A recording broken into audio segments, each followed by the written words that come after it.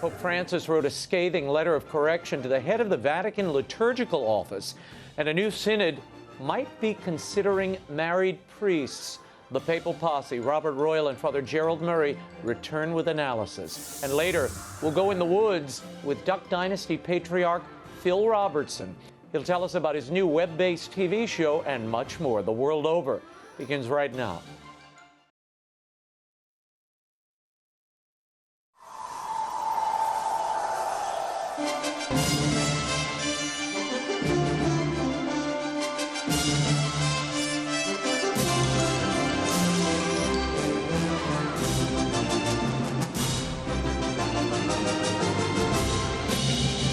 Now, from Washington, D.C., Raymond Arroyo. A warm welcome to all of you joining us in the United States and the world over. Father Gerald Murray, Robert Royal, and Phil Robertson are all straight ahead.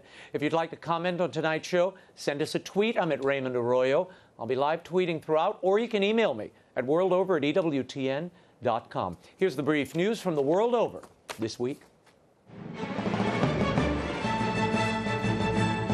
On Thursday, President Donald Trump declared the opioid crisis a nationwide public health emergency. Under the Public Health Service Act, Trump will be able to direct the Department of Health and Human Services to expand medical services to areas hardest hit by America's latest epidemic.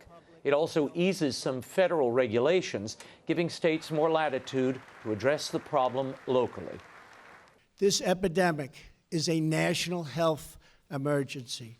Unlike many of us, we've seen, and what we've seen in our lifetimes, nobody has seen anything like what's going on now. As Americans, we cannot allow this to continue. It is time to liberate our communities from this scourge of drug addiction. Never been this way. We can be the generation that ends the opioid epidemic. We can do it. Opioid deaths have been on the rise since 1999. In 2016, a record 64,000 opioid-related deaths occurred in the United States. This week marks the 50th anniversary of legalized abortion in the United Kingdom.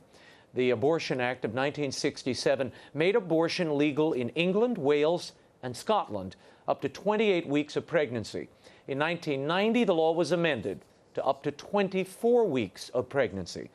During the last 50 years, nearly 9 million abortions have occurred. The Catholic bishops of England and Wales and Scotland issued a joint statement reflecting on the anniversary. They said it's a moment to lament the loss of life and an opportunity to seek a change of minds and hearts about the good of the child in the womb and the care of mothers who are pregnant, end quote. Meanwhile, the Supreme Court of the UK heard arguments this week to expand Northern Ireland's abortion laws. Currently, abortions are only permitted if the mother's life is in danger. The Northern Ireland Human Rights Commission, which is spearheading the lawsuit, says that's a violation of the human rights of women and girls, that exceptions are not made to allow abortion in cases of rape, incest, or serious birth defects. And the numbers are in for Canada's first full year of legal assisted suicide.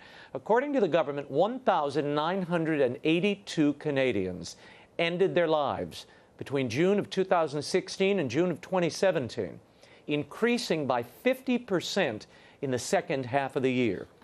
Canadian suicides accounted for almost 1% of all deaths, tripling the suicide rate in Oregon. Missing from the report was information on how many people seeking assisted suicide were turned down. Apart from Canada, euthanasia is legal in the Netherlands, Belgium, Colombia, and Luxembourg. And back here in the U.S., on Monday, President Donald Trump awarded the Congressional Medal of Honor to Army Captain Gary Michael Rose of Alabama. The retired Army medic received the highest military honor for gallantry during the Vietnam War. The now 70-year-old Rose, who is Catholic and an active member of the Knights of Columbus, was part of the highly classified 5th Special Forces Group. On a mission in Laos in September of 1970, the company was attacked by the North Vietnamese Army. Already wounded from the previous day's battle, Rose maneuvered his way some 50 meters to a wounded soldier, shielded the soldier with his own body as he rendered life-saving treatment. When he returned to base camp, he was hit by the shrapnel of a grenade, crippling his foot. As the only medic on the unit, he remained on the mission and in battle to its end, using a stick as a crutch.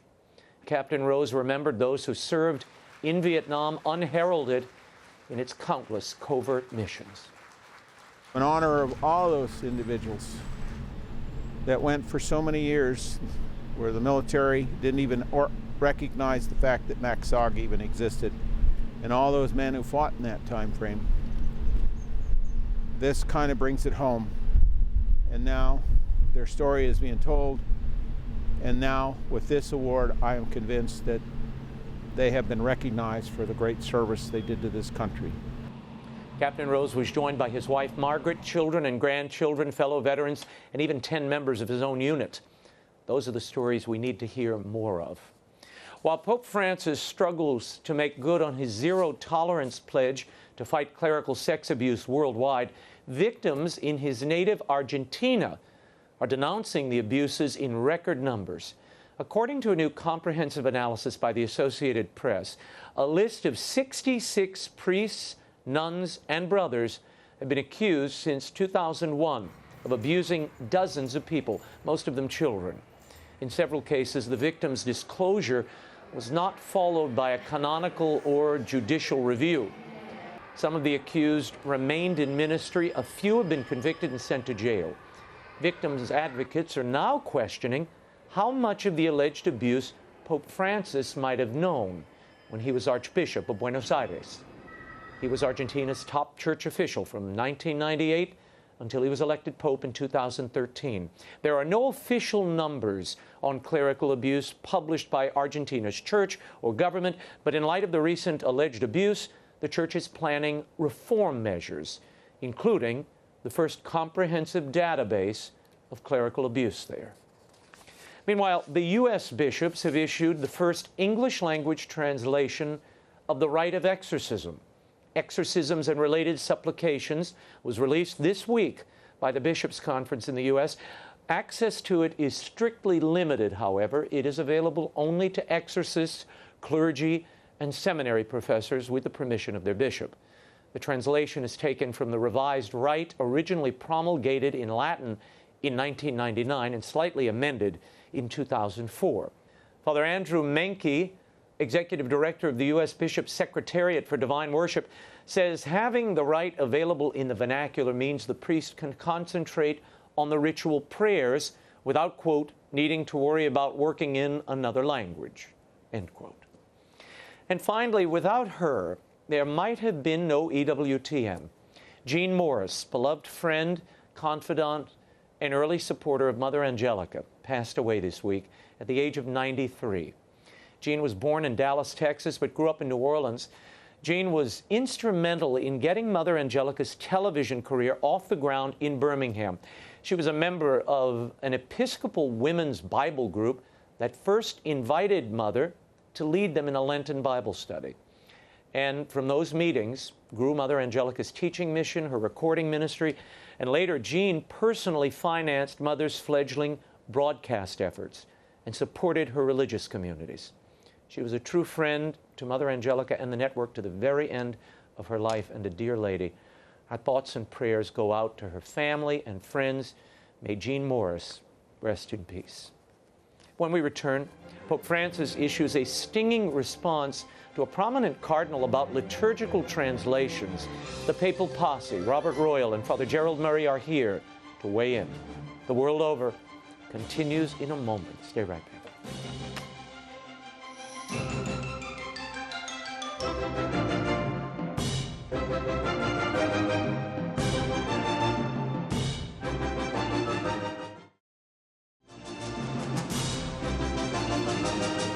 Now, once again, Raymond Arroyo. Welcome back to The World Over. It was a big week in Rome. The Pope issued a stinging letter, a clarification of a liturgical document he issued a few weeks ago, dealing with liturgical translations. It was seen as a direct rebuke of Cardinal Robert Serra, who heads the Vatican's liturgical office. Here with analysis of this and much more, the Papal Posse. Editor-in-Chief at thecatholicthing.org, Robert Royal is here in Washington, D.C., and Father Gerald Murray, canon lawyer and priest of the Archdiocese of New York, joins us from Manhattan. Thank you both for being here.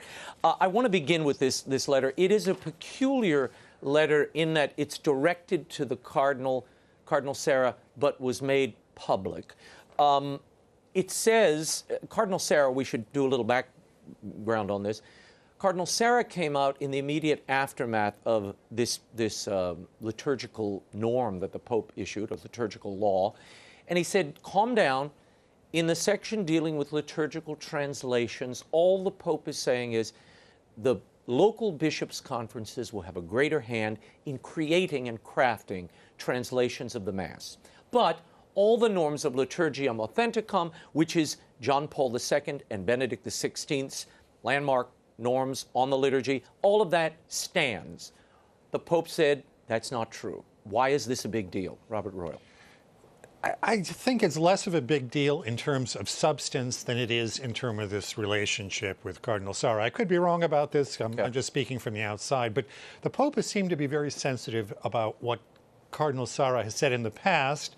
You recall a while ago he was in England and recommended that Mass be said ad orientem, toward the east. He wanted priests to start turning toward the east. And the Vatican immediately said, no, we're not going to ask bishops around the world to require that.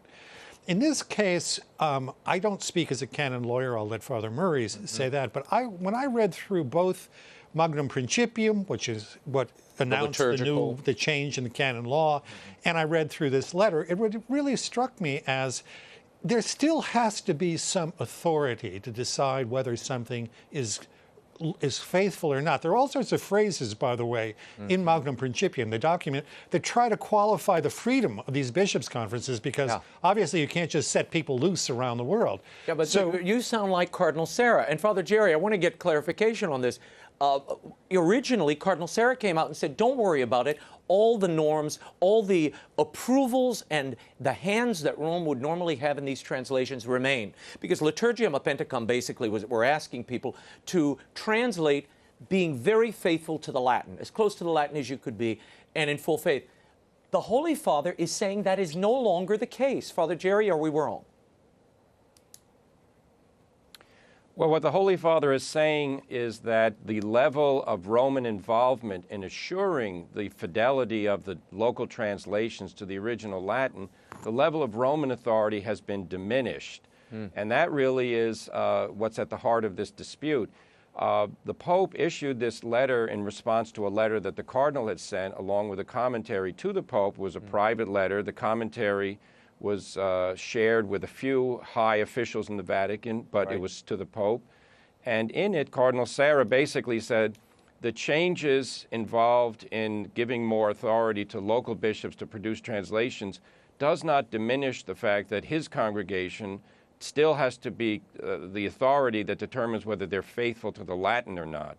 Now, the Pope wrote back to Cardinal Sarah saying, no, you've misinterpreted what I intended.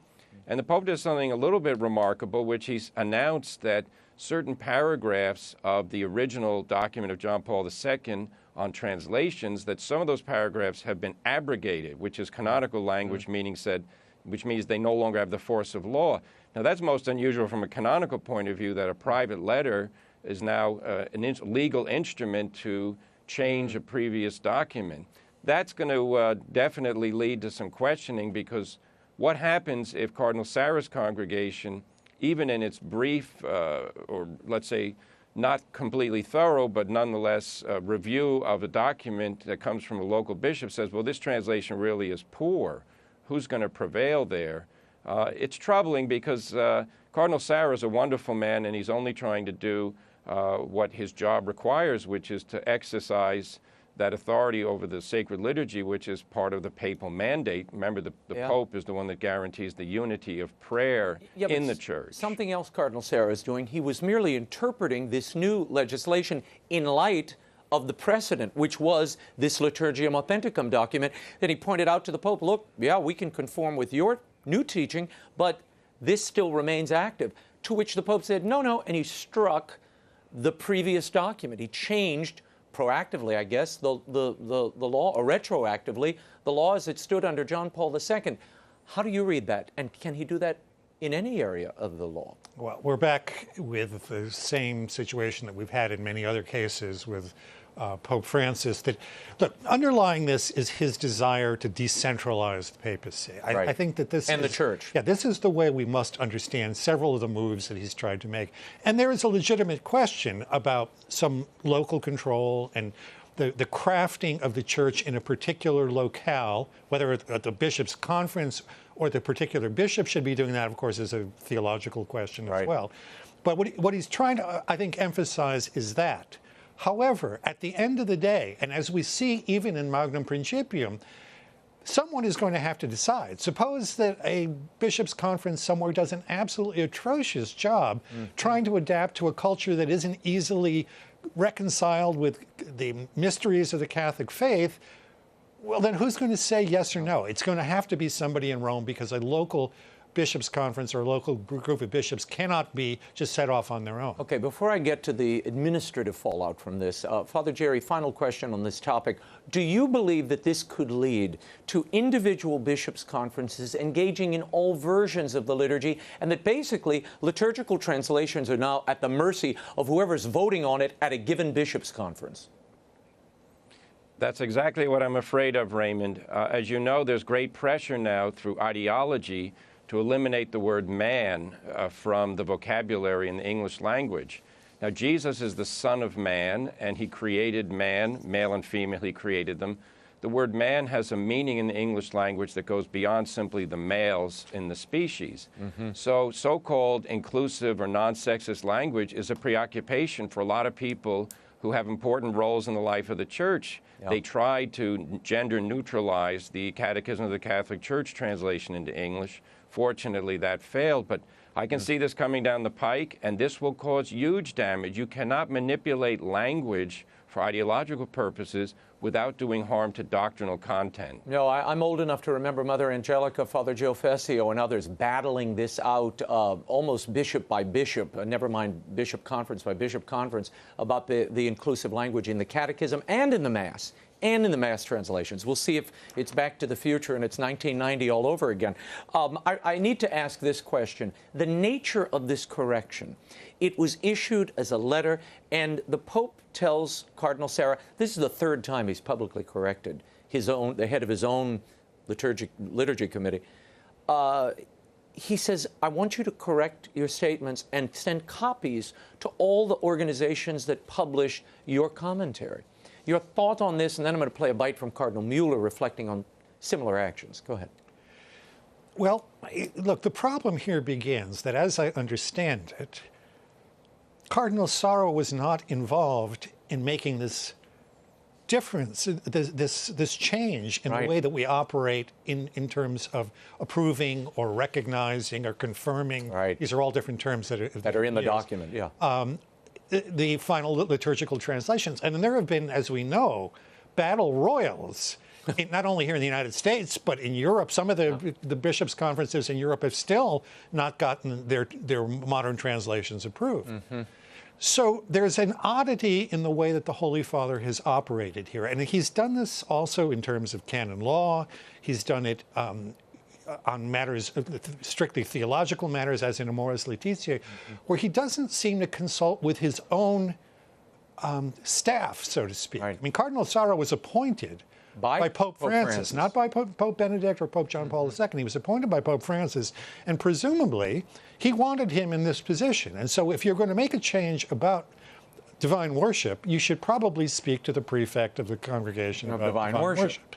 So it's a strange way of handling a personnel matter, but this is the way this Pope operates. I'm going to play something, and then I'm going to let Father Jerry react. This is Cardinal Gerhard Mueller, the former head of the Congregation for the Doctrine of Faith. At the time, he was still in that office, and I asked him about the dismissal of 3 priests, faithful, loyal priests, as far as we can tell, good workers in the congregation, who were summarily dismissed in a letter from the Pope. This was his reaction. Yeah, this is true that I am in favor of a better treatment of our officials in the Holy See. because we cannot only speak about the social doctrine, and we must also respect it. And the Pope himself said, we are some old behaviors of the courts, and I am absolutely against these treatments. And I say we can dismiss only people if they make a mistake.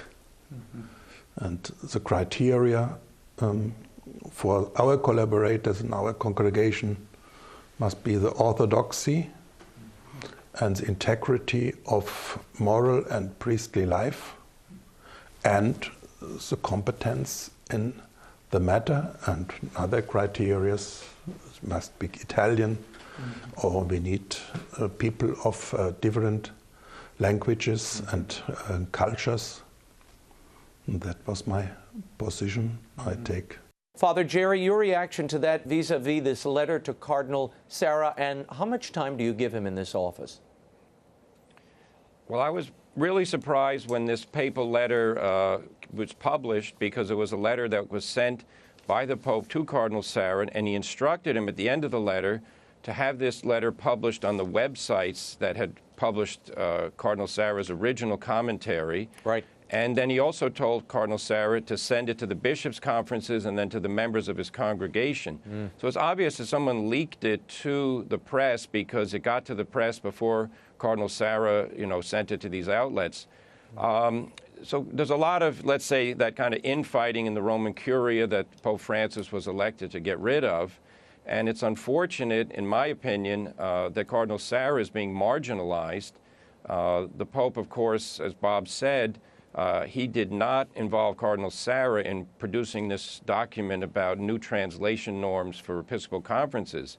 When that document was presented, Cardinal Sarah was absent, and now when Cardinal Sarah, as the head of the Congregation for Divine Worship, writes to the Pope in a private matter to explain to him how he intends to interpret the open questions, let's say, raised by the new norms, then suddenly his correspondence becomes a subject of debate in the public. And, I know Cardinal Sarah is somewhat, I've met him on a few occasions. He's a very humble and loyal man. He's a man of solid faith. I agree with Cardinal Muller's statement. People in the Holy See need to treat each other with the respect that we would expect from Christ-like men. And, Cardinal Sarah is a man, I think, who deserves tremendous respect and regard. He suffered a lot when he was bishop in his own country, in Equatorial Guinea, from a communist government.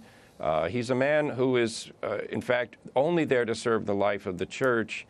And for him to be in this power move, let's say, where he's being leaked on, meaning that people are taking stuff that's private and putting it out in the public forum, this is not a Christian way of treating him. Okay, very quickly, I've got to get to the Synod. I want you to react to this. In 2019, there is going to be a Pan-Amazon Synod.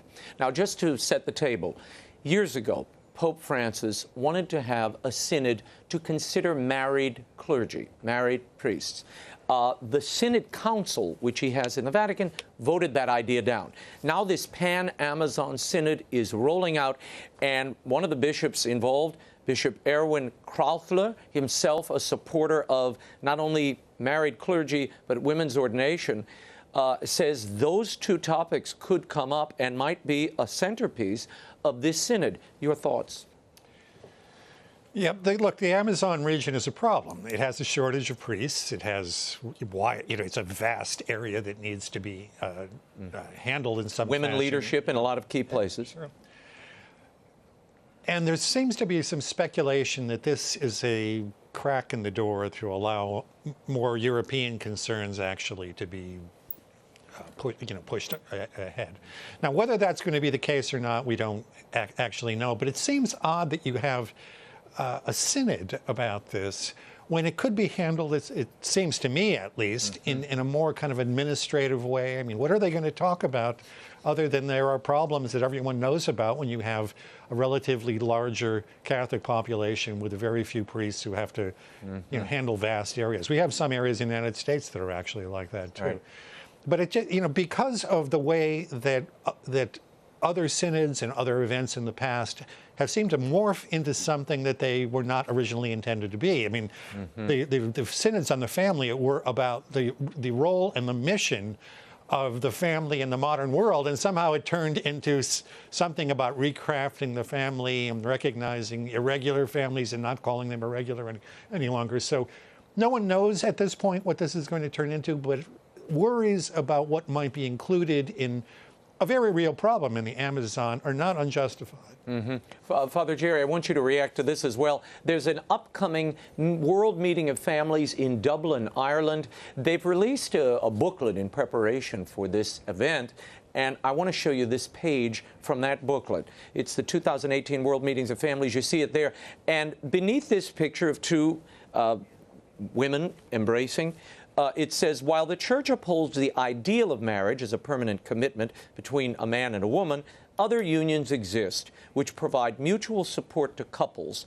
Pope Francis encourages us never to exclude, but to accompany these couples also with love, care, and support. Some are saying this, too, is opening a door to something that perhaps runs afoul of church teaching. You'd say what?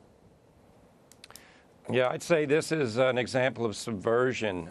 This is taking something opposed to the gospel. Homosexual activity is gravely immoral. So-called same-sex marriage is a myth. It doesn't exist. It's a creation of the state.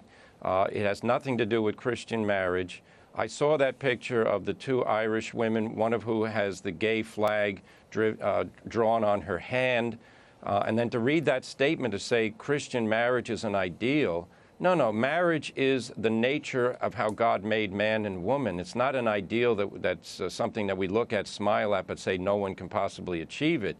Other forms of union, there are lots of people get together to a lot of things. Certainly, when they get together to commit mortal sin, which is what homosexuality involves, we can't say that this is something the church needs to accompany in the sense of fostering it. It's very troubling because, as Bob said about the synod there for the Amazon, synods become these pressure moments where dissatisfied groups who want to change church teaching get a hold of the mechanism and then start pushing things which are against Christianity. It's really horrifying. Ireland is a Catholic country that's now being eviscerated by this kind of activity where we tell people, oh, you know, homosexual marriage is legal in Ireland. We guess we better face it and just say, okay, this is good. How can the church make these people feel more comfortable? No, we have to call everyone to conversion. And out of the dream world where so-called same-sex marriage is real marriage, it's not marriage. The best thing those people can do is stop sinning, you know, leave each other and do something that's good with their lives, but certainly not to continue in a relationship which is offensive to God. And remember, who are we serving in this world? Are we serving God or the interests of somebody who comes down the street and says, God's law is too hard, I'm not going to observe it? This is a real crisis that's unfolding in the life of the church, and I'm very sad to see this, because World Meeting of Families should be about that. Families, not about homosexuality. Robert Royal, before I go, the Pope has also announced the end of the death penalty. He said capital punishment really has no place in the gospel. You saw that and thought what? He says it's the evolution of doctrine, Bob. Well, some people write to me and they say that the Pope is a dyed-in-the-wool liberal. He never takes any positions against modern secular liberalism. On this one, though, I think I would be a little qualified, because there are some friends of mine who are involved in, not to get into too many technicalities, but there's a new natural law theory that has been promulgated by some very serious people like Robbie George at Princeton, Germaine Griset here in the United States. And they are absolutely dead set. These are not liberal Americans. They are dead set against the idea of capital punishment. I myself tend to think that our entire tradition and the practical matter of what do you do with someone who commits a heinous crime and may continue to commit them while incarcerated. I mean, we know that murders, rapes, all sorts of things happen in prison. I think it's an extreme statement to make. The Pope called for the catechism to be changed in this regard, which again seems to contradict the entire previous tradition. Our most recent popes, John Paul II and Benedict, pushed very hard against capital punishment. They wanted to have only a very few instances in modern societies where we have other means to protect society against malefactors. But I think this is, I don't know why it's necessary to go this far. I think you could even say we can't think of any circumstances in the modern world where capital punishment would be permissible, but I can think of an awful lot of circumstances where there's a deterrent factor, a question of justice, a question of retribution, which has not, I don't think, disappeared from our way of thinking about these things socially. It's unusual, and to me, yet another oddity about Pope Francis. Well, we will leave it there, and I'm sure there'll be much more ahead. Robert Royal, Father Gerald Murray, thank you both for being here. You can catch the latest from both members of the Papal Posse on thecatholicthing.org, which Bob runs. Up next, we'll go in the woods with Duck Commander himself, Phil Robertson. He'll talk about the cultural decline, political correctness, and his new web-based TV show. The World Over continues in a moment. Do not miss this.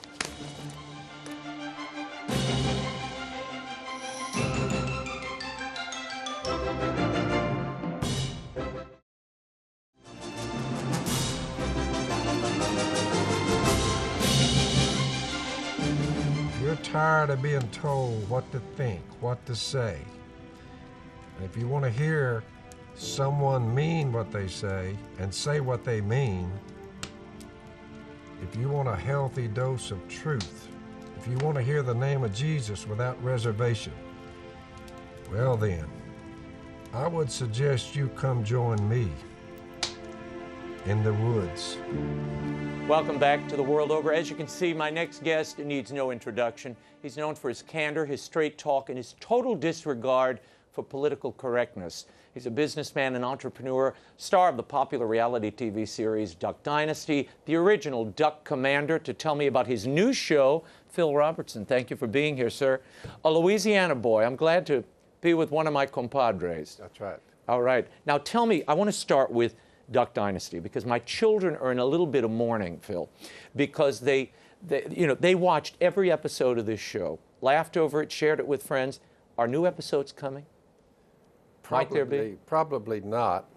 Yeah, you have to remember you're running with a production crew out of Los Angeles, California, and they're all cooped up in your house. You're all together there, and the big shots from New York, and then you throw those types amongst a bunch of rednecks In West Monroe. Yeah, and it just they don't blend well. Well, they blended pretty well for 5 years, but you felt, I get the feeling that you were feeling sort of hemmed in because they don't script what you say, but they kind of create scenarios that you all have to then bend to, correct? That's right. It was just on my part. I think everyone, we enjoyed it. Okay, it's good. But from my perspective, it was more of a grind than anything else. Pretty good grind. Did it impede the work of Duck Commander, the company itself? Oh no, look. That took off. The thing went ballistic. We all ended up. Si's famous line is, he said, boys, I've always acted like an idiot. He said, but I never thought I'd find a bunch of fools who'd pay me to do it. He said, oh, I found them. They're called A&E. Well, they did. Look, you made them a lot of money for a lot of years, and I think touched a lot of people across America. Yep. It was one of the few shows, Phil, for so many.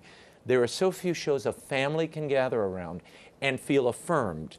It was a glimpse, and I know people that thought they had gone away. It was actually a glimpse of a functional family where there was no cursing or bitterness or hatred, and we get along, and it was real. That part was for sure real right there. And that family prayer at the end over meal, that was really, that became the hallmark of the show. That was like Carol Burnett's sign-off. Which it's is what amazing. People looked forward to. One little prayer. Thank you, Lord, for the food you've given us, And at first, when I would say, in Jesus' name, amen, I got to watching, and someone says they're leaving out the Lord's name in your prayer. I said, they were cutting in Jesus' name out, where I just were saying amen. And I asked them about it. I said, why would you do so? What kind of mind would do that? And they said, well, we didn't want to offend anyone. Maybe the Muslims would be offended, and we just thought. I said, and you're cutting? I said, if you don't put that back in there, I'm fixing to check it to the whole bunch. You can get to the rest of them. You don't do what you want to do. So they loosened up and put it back in. But you know, when you're arguing about whether you pray in the name of Jesus or not in the United States of America, I'm like, come on. In your own house. Give me a break. In my living room. You said something recently, I want to quote this. You said, our culture and values are being overrun, and progressives are hell-bent on purging traditional values from the media. So what are you and your family doing about it? Well, it may be a small thing to most people, but via the internet, the irony is I've never actually clicked on, or however you get onto the internet, I've never viewed it. You've never been on the internet? Never been on the internet at all. I told my oldest son, Al, I said, Al, I've never been on the internet. He said, Dad, trust me, you're on it. I said, well, how did I get there? And he said, well, people film and they put you on. And they post it on the internet. Enough to, you know, where they can rah. So the bottom line is I've never owned a cell phone, I mean, ever. So I'm cell phone free. I don't have one. So they use the duck call to call you home after you go out? They get a hold of someone that gets a hold of someone else that gets a hold of me, and I'm like, they want what? They want me to do what? So I got about 3 layers there to get in touch with me. But the irony is now I'm going to be on the thing. Right.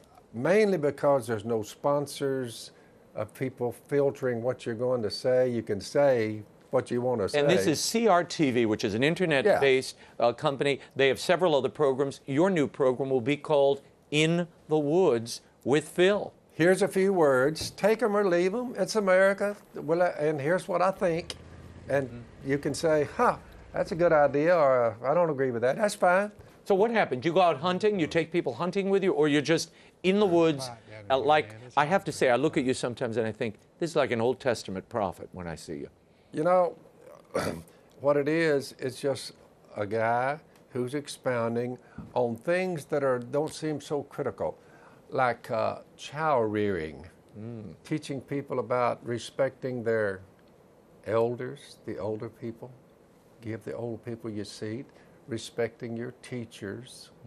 They're your teacher. You'll have great teachers and some not so great, but you know what? You say, yes, ma'am. No, ma'am. Yes, sir. No, sir. You respect law enforcement.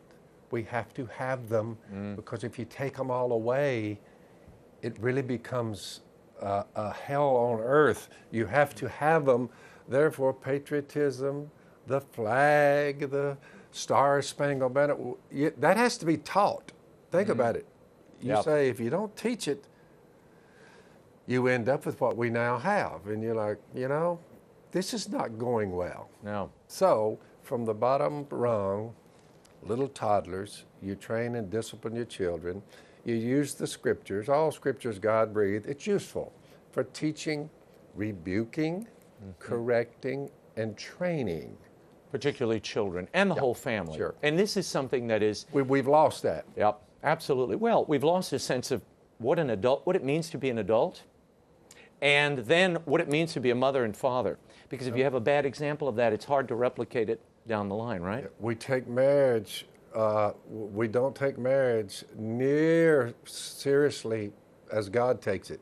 And really, when you start down the road of broken homes, listen, Miss Kay and I, every week, we're dealing with people who are on these opioids, I mean, heroin, crystal meth. She deals with the women, I deal with the men.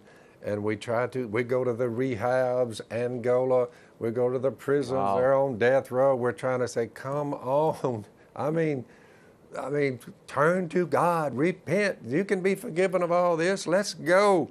But it's a hard sell. You had your own walk, and people may not know this. There was a period when you were in your 20s. Just a heathen. You were drinking and popping pills and... 60s. Wow. And you had a family, though. You had 3 boys. You had Miss Kay. You throw them out of the house at one point. Yeah, and Miss Kay, with her quiet, gentle spirit, she waited me out. She waited, see. And finally, at 28, I said, okay, I've had enough. This is it. So I literally repented, charted a different course. So I ran with the wicked for 28 years, and I've been with the Bible thumpers for the last 43. Trust me when I tell you, the Bible thumpers are a better crowd. Way better. Where there's Jesus, the crime rate is low. Where there is no Jesus, tell me when I'm wrong. Where there is no Jesus, the crime rate is always high. Every time. And I'm like, I think Jesus is the way to go. I told the Value Summit the other day, I gave him a speech. Trump spoke to him, and then I come along and I spoke to him. I told him, I said, you know what? I want to ask the Democratic Party and CNN and MSNBC, all these the news outlets. I said, I want to ask them a question. Do you folks, do you love Jesus? Because I've never heard you say one way or the other. Do you love him? Maybe you hate him. Which one is it? Because I've never heard you voice that. I've been on the earth 71 years. I've never heard them say a word about Jesus. And my final question to them is, what's wrong with him? What's wrong with him? I've investigated him. I found nothing wrong with him at all. I found everything right with him. So I'm just saying, I follow him, and man, am I way better off. Are you kidding? I went from just a getting high, getting drunk, getting laid heathen to a multi-millionaire and a godly man. With an intact family that continues. Intact family. Your company and the values you've given them. It does work, no doubt. I want to get into some issues, and then we're going to return to the show. We're seeing a slew of women all over the country coming forward with sexual harassment claims against people like Harvey Weinstein, now journalists, politicians, people who are in the public eye.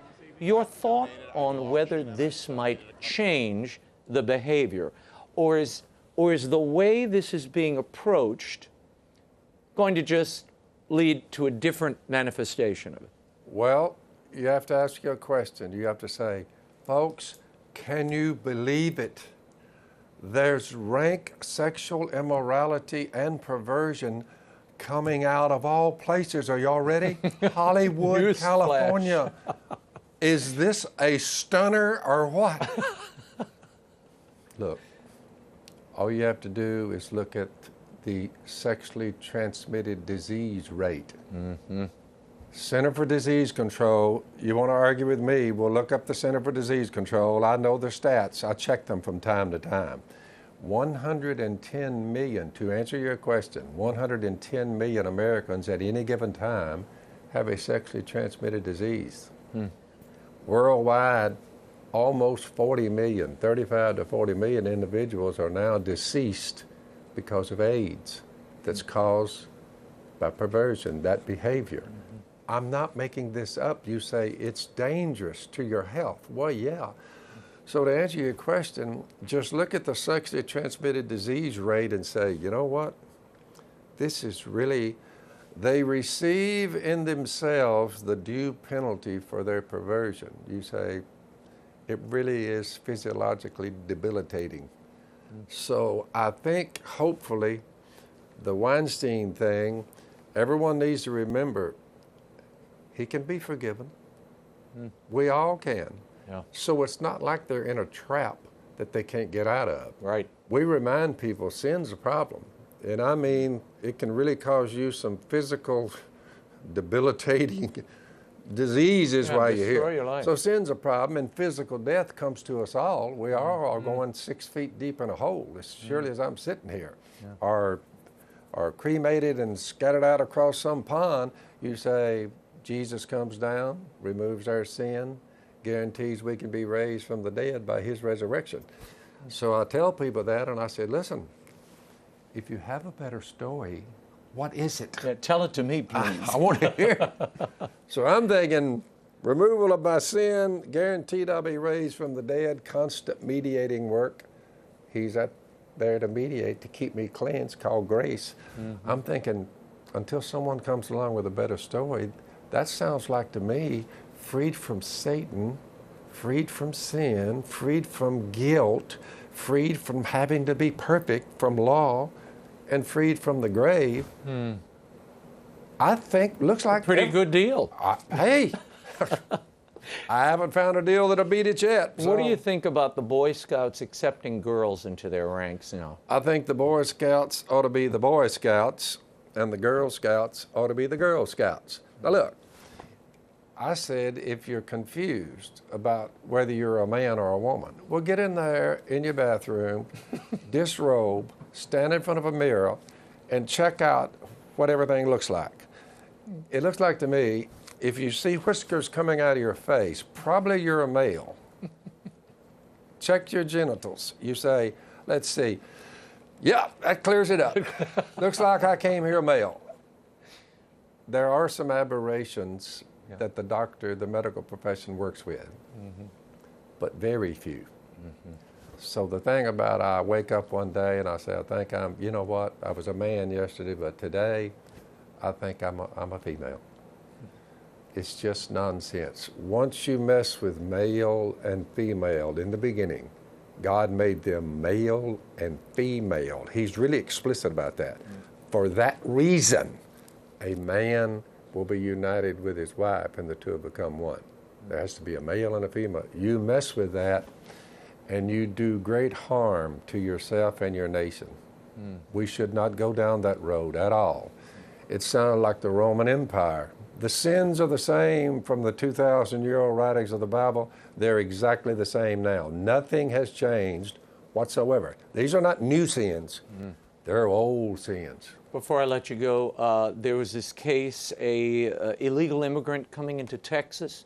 The court heard her case, and they decided it was legal that she secure an abortion here in the United States, which she did. Your thoughts on this, not only allowing people into the country regardless of status, but protecting this right? Hanging over the Supreme Court's head, hanging over their head are the 10 Commandments. Commandment number 6 says, do not murder. It's simple and it's to the point. 5 judges decided, we're not actually going to do away with the command. We're just going to move the line a little and say, well, if up to 21 weeks, it really wouldn't be murder because they're really not viable and not, just move the line. Once you move the line, you can move it in any direction. You can move it in any direction, and you look up and you say, why is there so much murder? Why is the murder rate so high?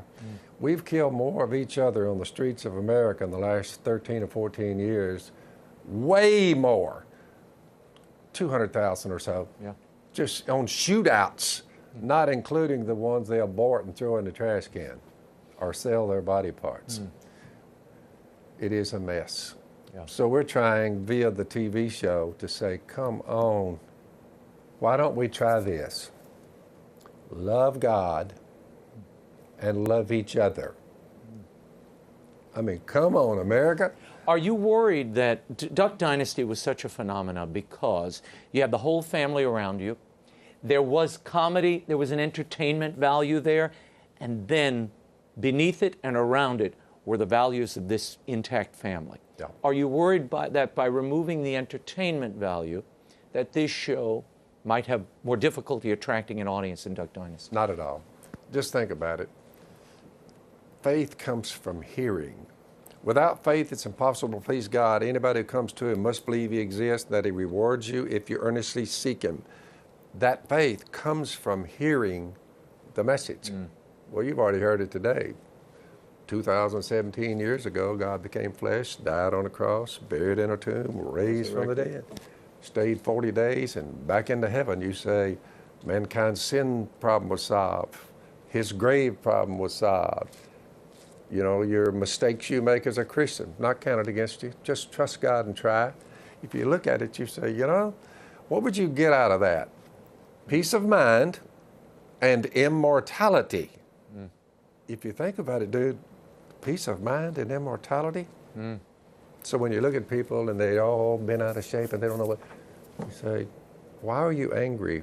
Why do you not have any peace of mind? You ever heard of Jesus Christ? And they're like, Jesus Christ. So we try to point them so they can have peace of mind. Did you ever think of cutting the beard? Where did the beards come from? Because all the boys didn't have beards. There's no difference between a male and a female. I got up one morning. Look, you know what you call this, America? That'd be male. I can tell. I'm looking at the chicks and I'm thinking, they don't have whiskers, and what few they have, they're like, whoa. Get them out of there. But This is what a man is supposed to look like. But where did it come from? Why did you all decide to, everybody would grow the beards? Because Willie didn't always Because have we the beard. hunt. And look, as long as you have whiskers, you never have chapped lips, finger blisters. That's true. It's far warmer in the winter, and actually it's very much cooler in the summer. This is protection. The sun beating down on you, say you have protection here, a lot of protection. Therefore, we just, plus getting up, think about it. God gave us these. Surely He didn't give us these to be scraped off. Your face is just like a slick piece of glass right now. So I should, now you're making me want to grow the beard out, Phil. I'm saying, just something. A little something. Yeah. I'm going to try. Surely He didn't give us these to be scraped off every day. I mean, think about it. I kind of agree with It's you. not even logical. All right. Well, see, you're converting me now, Phil, in many ways. In the Woods with Phil, the new video series starring Phil Robertson, is available online by subscription demand Monday, October 30th at crtv.com/ducks. crtv.com/ducks. I'm bad for the barbering business. You are indeed. But I'm gonna come check on you in West get on Monroe, out there with it, that's right. And we'll see how the length is going. Well, that is all the time we have for now. Until next week, the show continues on Facebook and Twitter. Like me on Facebook, follow me on Twitter. The links are at RaymondArroyo.com. Be sure to join us next week. Until then, we'll be scouting the world over for all that is seen and unseen. On behalf of the staff and crew of EWTN News, thank you for watching. I'm Raymond Arroyo from Washington, D.C. Bye now.